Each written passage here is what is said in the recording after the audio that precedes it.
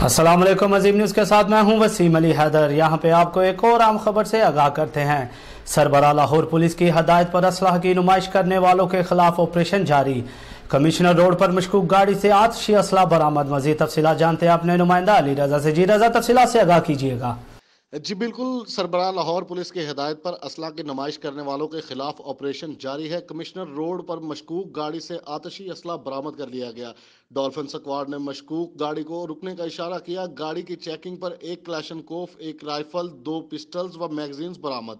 मुलजिमान जैन व मजहर को थाना इस्लामपुरा के हवाले कर दिया गया। एसपी डॉल्फिन राशिद हिदायत का कहना है कि असला की नुमाइश व तरसील व कानून शिकन अनासिर के खिलाफ भरपूर कार्रवाइयाँ जारी रहेंगी। जी तफसीलात से आगाह कर रहे थे अली रजा। मजीद खबरों और अपडेट्स के लिए देखते रहिए अजीम न्यूज़ HD।